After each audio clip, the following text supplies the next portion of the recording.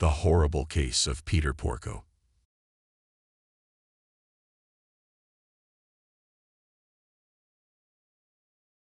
Peter Porco and Joan Balzano met in college in the 70s, where he was training to become a lawyer, and she was focusing on studying to become a children's speech pathologist. The young couple was very much in love and decided to start a life together. They married in 1974, and since then, they had settled in a house in Del Mar, within Albany County, where they lived for the rest of their lives. Years later, the Porco family grew with the arrival of their first son, Jonathan, in 1981, and 2 years later, in 1983, their second and last son, Christopher, was born. Peter dedicated much of his career to being a prosecutor, but in his later years, when his sons had reached adulthood, he opted for a job that would allow him to be more relaxed and enjoy free time with his wife.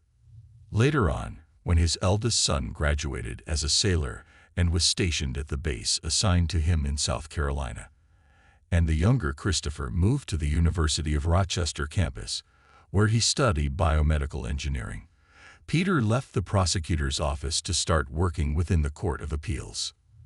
By the year 2000, the Porco's place was empty, yet the family never lost contact with each other, especially Christopher, who visited them more regularly because the distance allowed it. However, by the end of 2004, their relationship began to go through a rough patch when Peter and Joan discovered that Christopher was not fully committed to his studies. His grades were not good, he hardly ever attended classes, and he constantly spent time partying with his campus friends.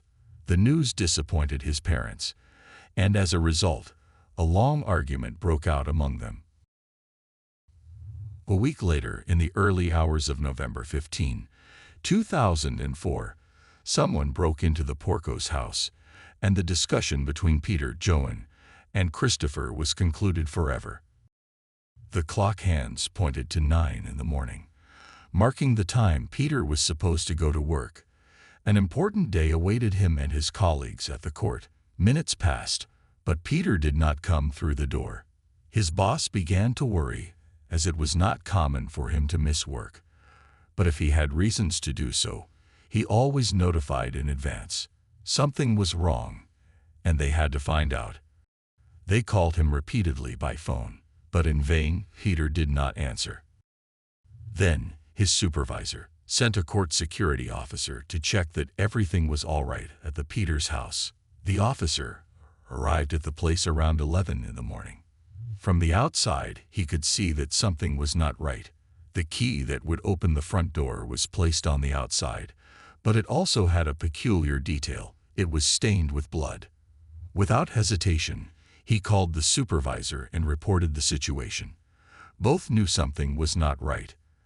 The supervisor ordered him to enter the house in search of a concrete answer, but first he warned him to be cautious, as he did not know what he might find. Just a few steps down the entrance hallway, the officer discovered that he was inside a crime scene. The house was in disarray, and there was no corner that was not stained with blood. A massacre had occurred there. The officer reported the discovery to the police authorities, and they arrived at the scene immediately, launching a large operation at the Porco family home. The police found the place exactly as had been described in the phone call by the informant, following the bloodstains that led them to the main bedroom, where they discovered an even worse scene. On the matrimonial bed lay Joan, Peter's wife, who had also sustained severe injuries from the attacker, with the axe used as a weapon beside her. The scene was dreadful, drenched in blood, and Joan was horrifically disfigured, yet astonishingly, she was alive.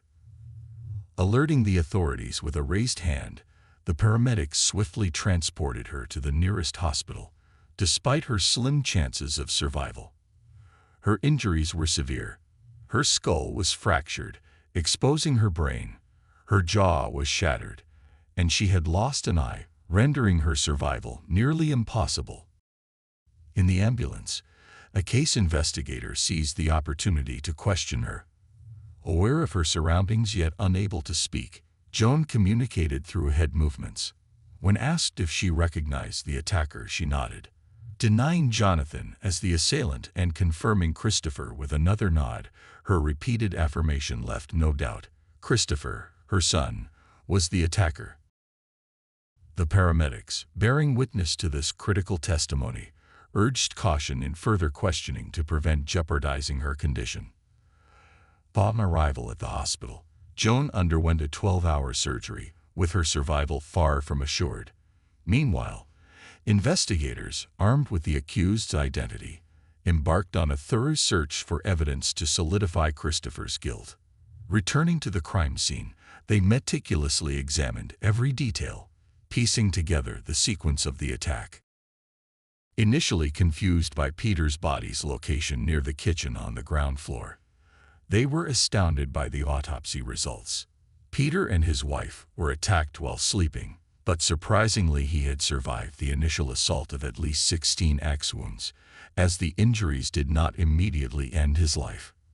Remarkably, on the morning of November 15th, around 5:30 a.m., Peter woke up as if it were any ordinary day, unaware of the gravity of his condition.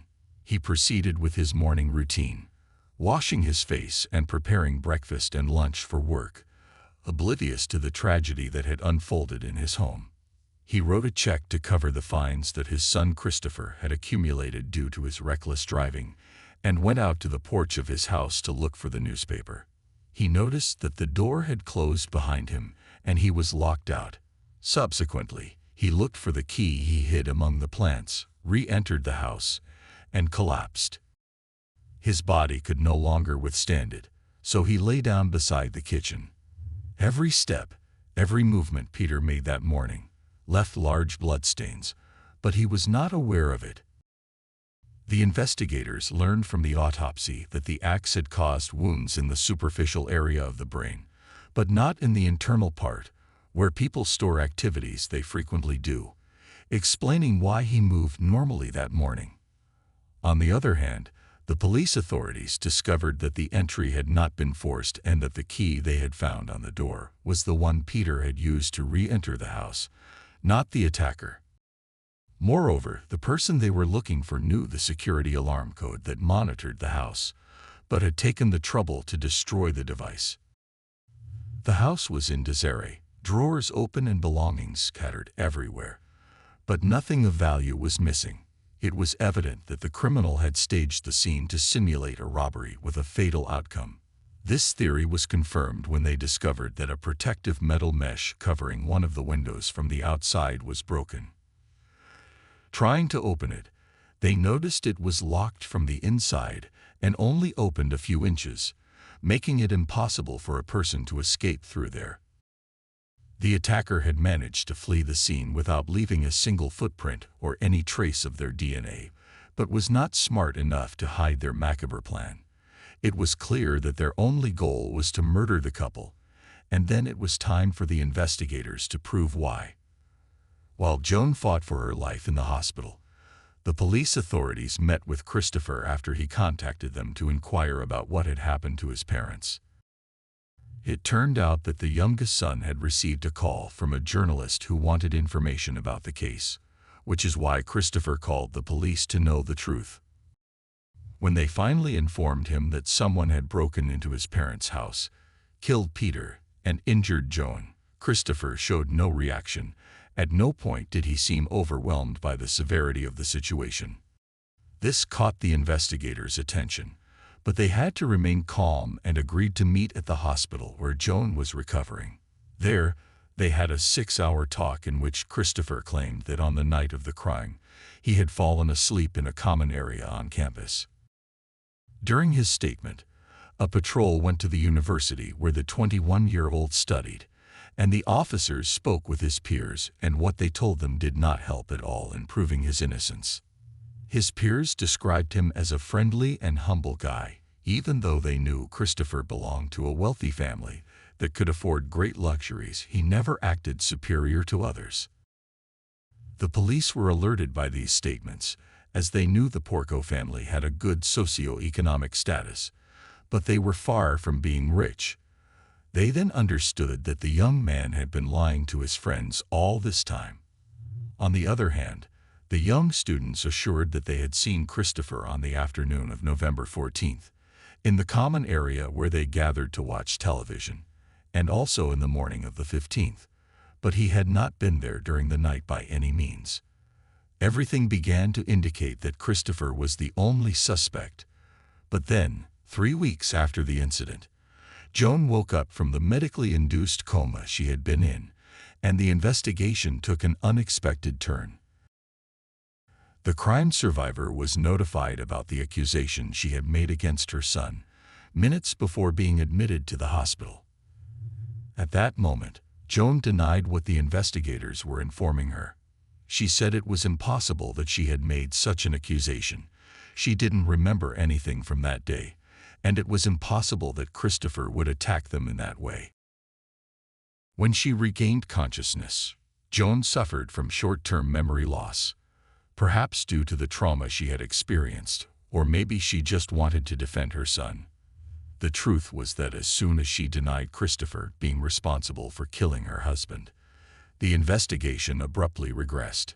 Thus, the progress they had made until then was paused for a moment. The authorities were forced to consider other possible lines of investigation that did not involve Christopher, so they decided to turn the search towards Peter's job. Since the man worked in the Court of Appeals, where family cases were usually presented as part of his job, some time ago, Peter had denied a man custody of his children. The violent reaction of that individual was accompanied by murder threats directed at Peter, which numerous witnesses were able to testify. The investigators pursued this theory and met with the possible suspect. However, it turned out to be a waste of time, as the man had a solid alibi. The agents returned to Theory 1. No one knew where Christopher had been on the night of November 15th. They then reviewed the timeline in which the house alarm had been deactivated, marked around 12:15 in the morning. At that same moment, the telephone lines had been cut. Then they knew they were back in operation around 5 in the morning. Furthermore, they accessed Peter's private information, specifically his email. What they found there were clues that brought them closer to their main suspect. Once again, everything led to Christopher. A week before the murder, Peter sent an email to Christopher, informing him that he had learned from his bank that he had taken out a $31,000 loan without his authorization. The man expressed his anger and disappointment in that message for having lied to him, and warned him that if it happened again, he would have to report him. Subsequently, he clarified to his son that Joan, his mother, was worried about his actions, wanted to see him, and that whatever happened, they could solve it.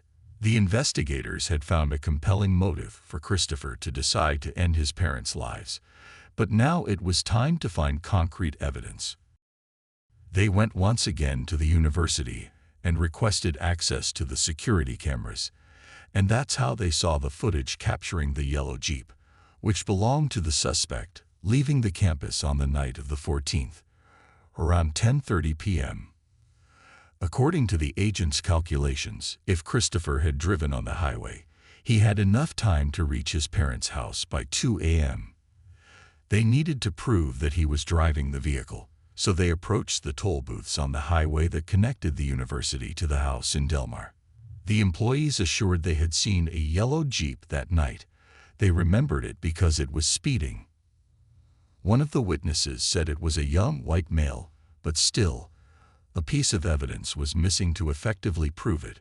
Then, the investigators embarked on a meticulous job. They knew that those who passed through the tolls received a ticket, which they then had to present at the next one to be charged the corresponding rate. These tickets were stored in boxes by the employees, who always operated with gloves. They requested the box containing all the tickets collected that day and sent them to be analyzed, one by one, in a laboratory in order to obtain Christopher's DNA from one of them. And so it happened. One of the tickets had been handled by the boy. Everything fit perfectly. They finally had what they needed to arrest him. It took the authorities a year of investigation, and in that way, they managed to arrest Christopher Porco for murdering his father and attempting to do the same with his mother. To regain his freedom, he had to pay a bail of $250,000, which paradoxically, Joan Porco and her friends took care of collecting so that Christopher could return to his regular life. The young man moved in with his mother while waiting to stand trial. During this period, Joan continued insisting to the authorities to leave her son alone and raised her discontent in a public letter, which was released in the media. In it, she asked the investigators to stop pursuing her son and to focus on finding the real criminal. But after several more months, the time for the trial came. Christopher arrived at the venue accompanied by his mother, whom he was arm in arm with, and the round of statements began. The prosecution presented all the evidence positioning Christopher as the sole responsible for the atrocious crime, while the defense attempted to exonerate him by questioning certain aspects. On one hand, they wondered how it was possible that if Christopher had been the murderer, he left the house without the slightest trace of blood. On the other hand, they claimed he could never have driven to his parents' house because no young person has that much cash on hand to stop for gasoline and pay at the toll booths. This was because the opposing side knew very well that the boy had removed the electronic device for toll collection, using cash to avoid being tracked. As absurd as these arguments sounded, the jury still had to meet to determine a verdict, taking into account all the information provided by the investigators. Christopher had a financial motive. No one knew where he had been on the morning of November 15th, until the cameras captured him driving his yellow Jeep, and he was one of the few who knew the code to the house alarm. Additionally, one of the witnesses at the trial was his former boss, the owner of a veterinary clinic where Christopher had worked and where he had learned how to avoid being splattered with blood in surgery. The jury had no doubts at the time of their verdict. On August 10, 2006, Christopher Porco, the younger son of Peter and Joan, was sentenced to a total of 50 years in prison for the murder of his father and attempted murder against his mother. The image of a united family that the Porcos had portrayed throughout their lives ended in the past, with the terrible tragedy they went through at the hands of their youngest son. Christopher's criminal behavior, which they had kept silent and managed to hide for years, finally came to light on November 15, 2004. The whims of the boy, to be someone he was not, to invent a life he didn't have, and a social status he didn't belong to, led him to commit a series of crimes against his own parents. The fatal outcome didn't just happen. To sustain the lies he had told throughout his time at university, he repeatedly stole belongings from his parents and friends, which he then sold on the internet, where he ironically scammed people. When it was time to deliver the products, he didn't, and later he impersonated his brother's identity and used his account to tell buyers that Christopher had passed away. On multiple occasions, he forged Peter's signature to obtain loans from the bank, and so financed the yellow Jeep truck. When he had no way out, he decided to murder them to keep the money and assets of his parents. Even days before the act, he approached a financial investor for advice, as he would soon receive a large sum of money that he wanted to invest. The case of Peter Porco clearly shows how far a person lacking feelings, but full of greed, can go. It also highlighted the impeccable work of the investigators, who, even with the victim against them, used all their tools, and even more, to finally do justice for Peter Porco. This case still causes controversy within the community, with some believing that Christopher's conviction was fair, while others believe he was not the author of the terrible murder. And that's the end of today's case. As always, I appreciate your support for my work. If you subscribe, like, and share this video, it will help me continue creating content. This was another episode of Unreal True Crime. See you soon.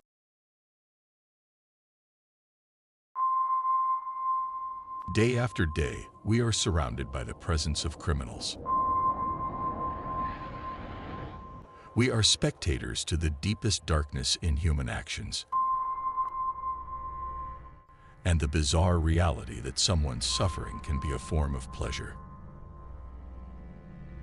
As dedicated investigators of the criminal world, we're on a mission to uncover the most shocking crimes and get inside the minds of those who commit them. I am Luke, and today I bring you another unreal true crime.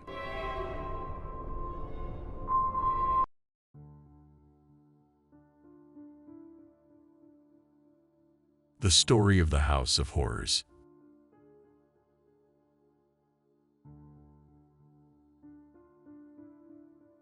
In January 2018, one of the daughters of the Turpin couple, Jordan Turpin, escaped from her home.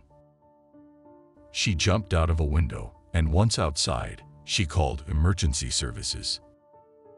At the time, the young girl, named Jordan, was 17 years old. What she told the operator was hard to believe, not only for the operator, but also for the police who later responded to the call. 911 emergency, what are you reporting? Help. This is 911, do you have an emergency?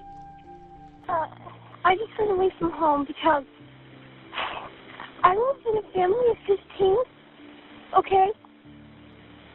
Can you hear me? And we have abusing parents. Did you hear that? Okay, how did they abuse you? Okay. They hit us, they throw us across, they like to throw us across the room. They pull our hair, they yank out our hair. I have my two little sisters right now are chained up. The call lasted about 20 minutes. During this time, Jordan informed the operator about the violence and abuse she and her siblings had endured. She explained that there were 15 family members living in one house, 13 siblings and their two parents. She described how some of her siblings were chained, tied to their beds with chains that prevented them from bathing or eating, and they lived in filth. She detailed various kinds of physical and psychological abuse they suffered.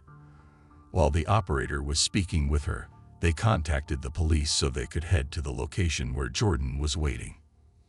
When the police finally arrived where the young girl was waiting, the first thing they noticed was that she didn't look 17 years old, but much younger. Her voice also didn't match the age she claimed. It sounded like that of a child. She was quite disheveled and dirty. When trying to explain why she called and why she wanted them to come, her speech was not very coherent and was quite slow. The police initially thought she might have some disorder due to her appearance and manner of speaking. However, Jordan then showed them several photos on the same cell phone she used to call the operator. These photos showed the conditions inside her house, including her siblings chained to their beds. The police, without wasting more time, headed to the address Jordan provided. Upon arrival, they were immediately struck by the strong smell of urine and human waste. The house was littered with garbage bags in every room, including the living room and kitchen.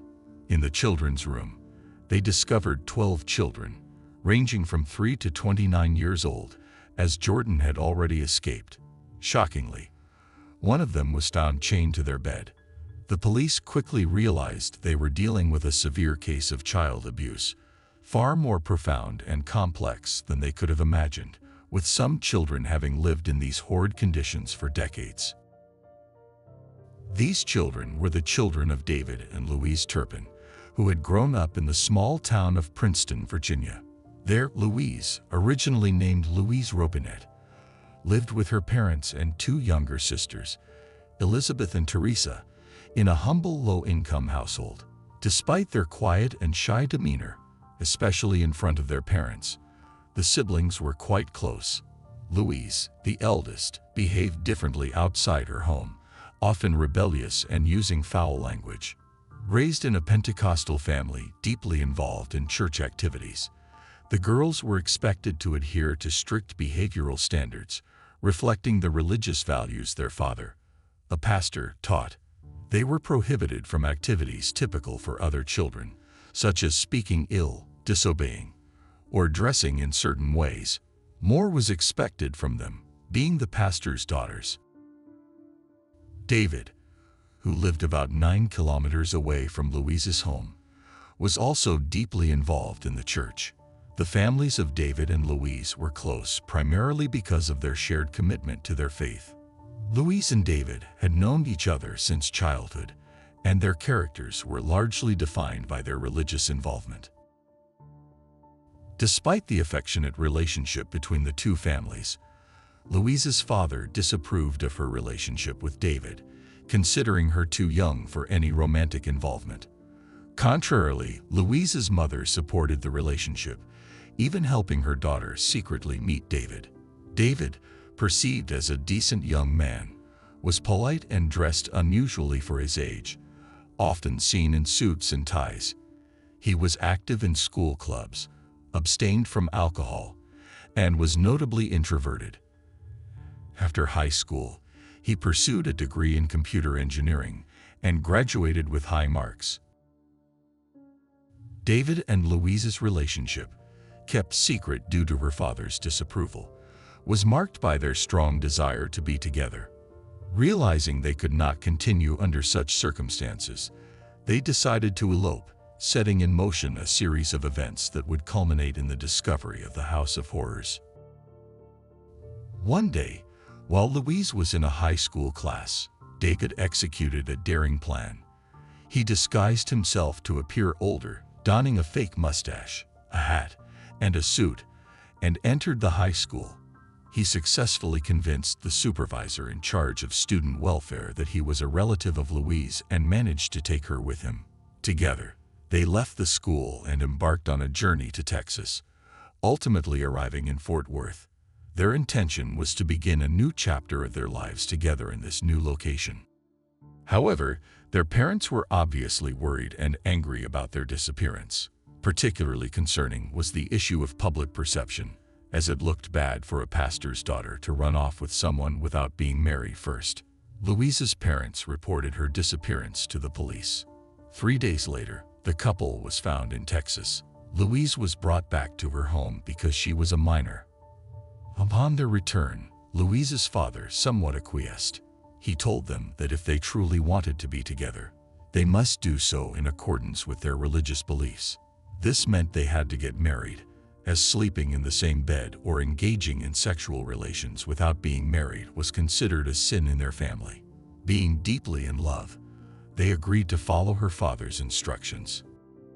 In 1985, when Louise was just 16 years old, they got married in a small ceremony.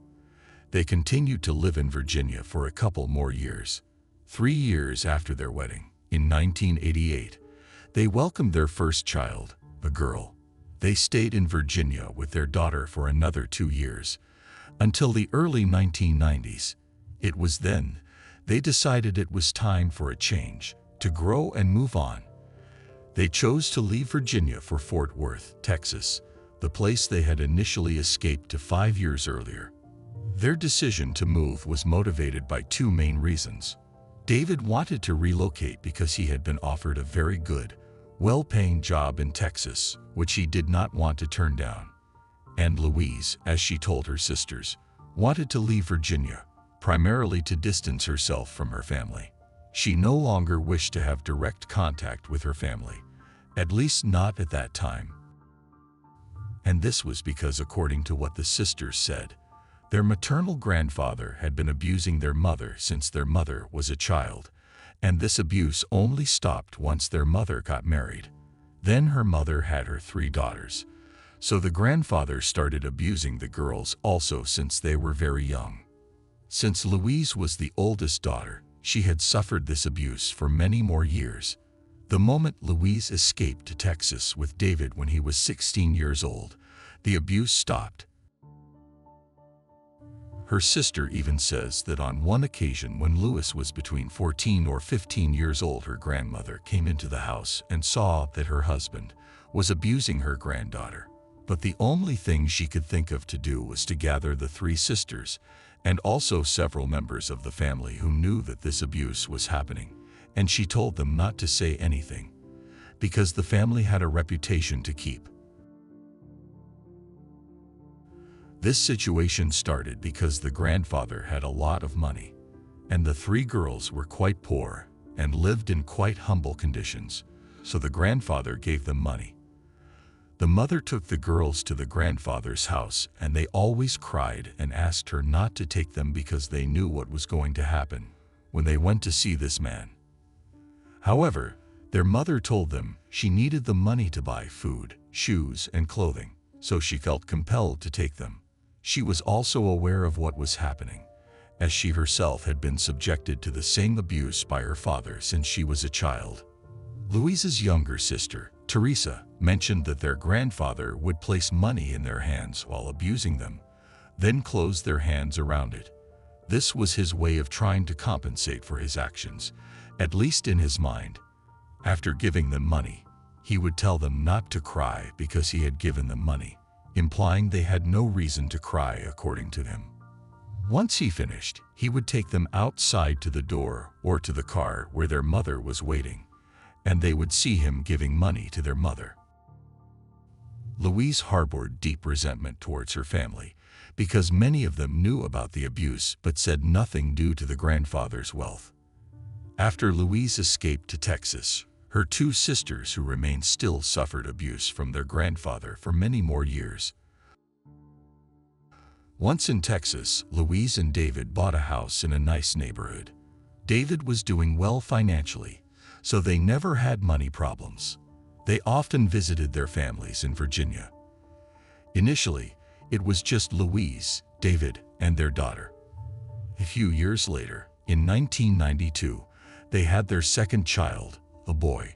Now they had a 4-year-old daughter and a newborn son. Louise's family thought that all her childhood suffering was somehow being compensated for with the family she was now building. She had a husband she claimed to love dearly, a daughter and a son, a nice house, money, and good cars. Her life seemed ideal in the eyes of her family in Virginia. Even David's family saw them as very generous with their money, not seeming to mind giving their family whatever they needed. When they couldn't visit Virginia, they paid for their families to visit them in Texas, covering flight, food, and all expenses. They even took them to Disneyland and Universal Studios and gave them cash if needed. Between 1992, when their second child was born, and 1996, they had 4 more children, totaling 6. Over the years, visits with their families decreased. What neither David's nor Louise's family knew was that in 1992, they had to declare bankruptcy. They were spending far more than what David, the sole earner, was making. Louise stayed home to care for the children. They had significant debts with various banks and credit card debts. Despite this, they continued having children. From 1994 to 1996, Louise and David believed in the idea that they should not stop having children until God willed it. They had always wanted a large family, which they were achieving. Their eldest daughter was the only one attending primary school at that time because of her age. However, she faced significant bullying at school due to her thin appearance and often being dirty or smelly. One of her classmates recalls an incident where the girl had a chocolate wrapper tied in her hair, which led to further mockery. Consequently, her parents decided to withdraw her from school and homeschool her. All subsequent children were homeschooled as well. By 1999, they had 7 children, and Louise's in-person contact with her family had become almost non-existent. The last time they were seen was in 1998. After that, there were only sporadic phone calls, which also diminished over time. The family was deeply in debt and couldn't afford their house payments, leading the bank to repossess the house. The new owner, upon entering, found a distressing scene: feces on the walls, urine smell throughout the house, and scratches on the doors. Initially, he thought they might have had untrained pets, but never imagined that children were responsible for the damage. He took photos of the scene, which he kept for 20 years. In 2018, when the children's mistreatment was discovered, he provided these photos to the press. The family then moved to Rio Vista, Texas, a rural area with widely spaced homes. The property they moved to was large, about 15 acres, so their neighbors were not close. In Fort Worth, the children were not allowed outside, but in Rio Vista, it initially seemed like things would change. The children were allowed to play in the yard and even interact with a neighbor's daughter, though she never entered their house. The neighbor's daughter recalls them always playing together, engaging in typical children's activities. However, when the neighbor's mother tried to get to know the children, they responded strangely. Some were silent, others seemed fearful. She noticed their hands were very clean compared to the rest of their dirt-covered bodies, as if they had been playing in the dirt all day. One child commented that they were only allowed to wash their hands up to their wrists to conserve water. The neighbor thought this was odd, but didn't give it much importance, considering their overall appearance and behavior unusual. After the neighbors started asking questions, she noticed the children were no longer allowed outside as frequently. Her daughter tried to visit them multiple times, but Louise eventually told her she could no longer play with her children or enter their property. Despite the girl's attempts to understand why, the door was never opened to her again. The neighbor recalls that in the window of that house, there was always a baby in a crib, and when she returned hours later, the baby was still there, crying continuously. It seemed as though no one had attended to or moved the baby for hours. This is when the neighbors started to notice that the children were no longer seen outside during the day. Despite the presence of many children in the house, there was complete silence throughout the day.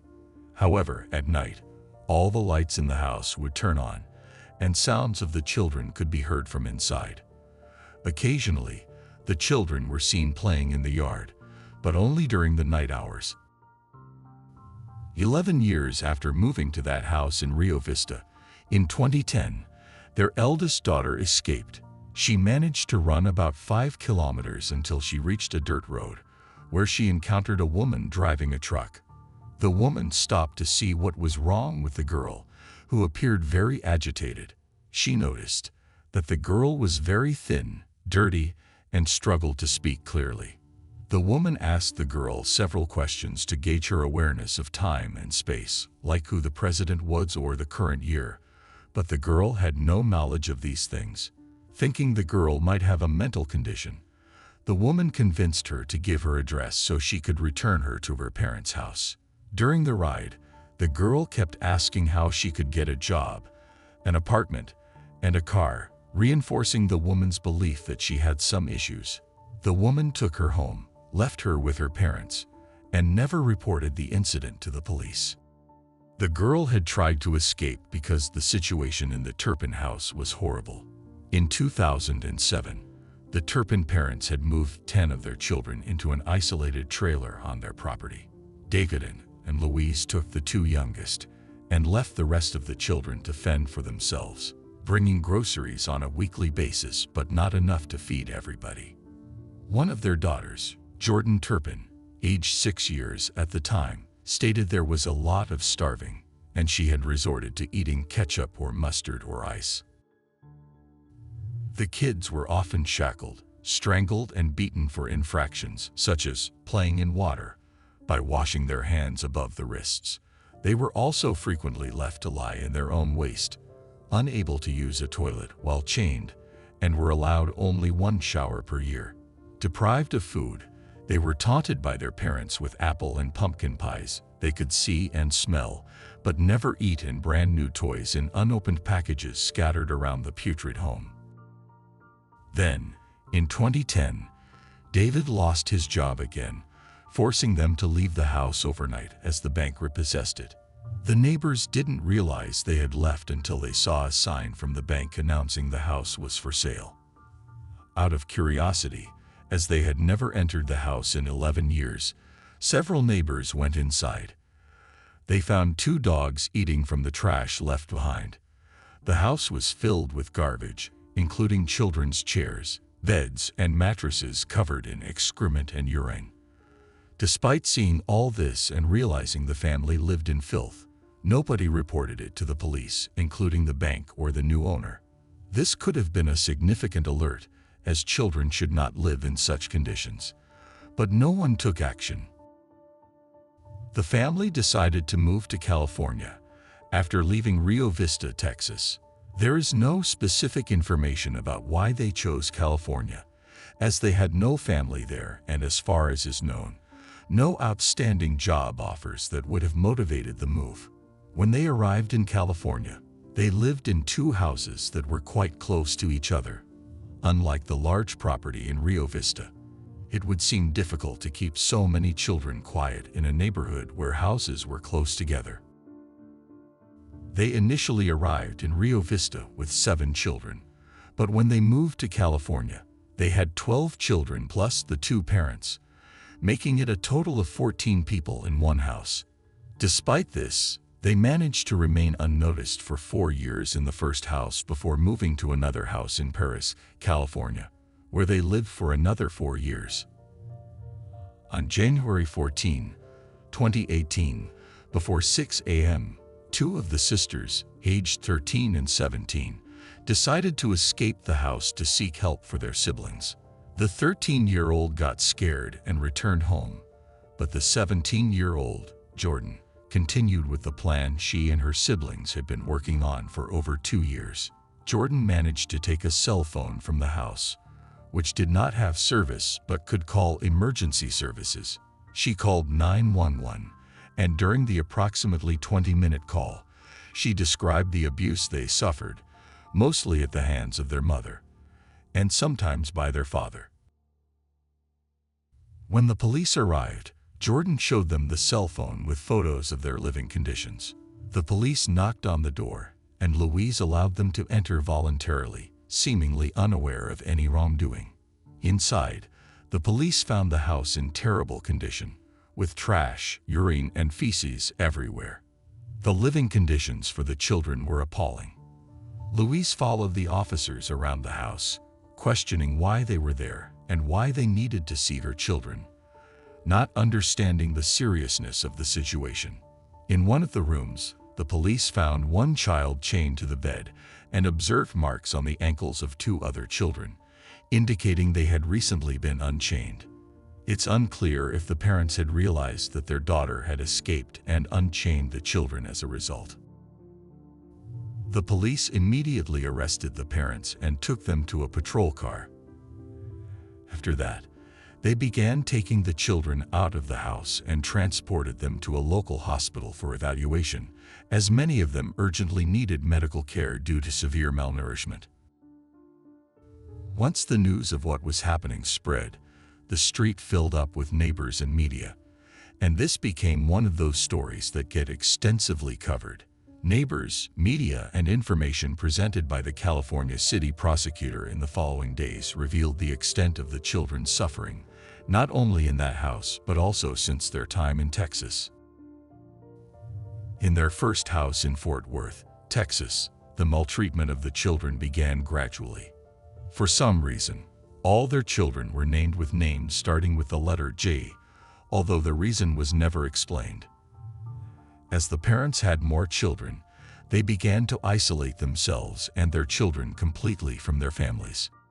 Their daughter, who initially attended primary school and was then homeschooled due to bullying, was one of the first to experience this isolation. Once they began homeschooling all their children, their control over them was absolute. The children were not allowed to go anywhere, had no friends other than their siblings, were only allowed to take a bath once a year, and were fed only once a day, leading to their underdeveloped appearance.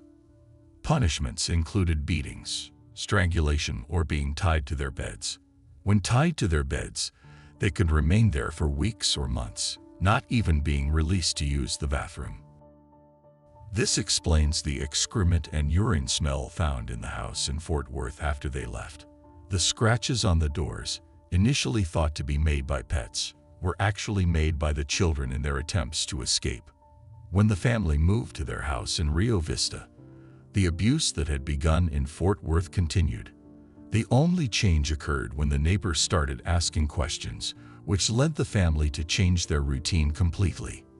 They began living nocturnally, sleeping from the early morning hours until the evening, and only being active at night.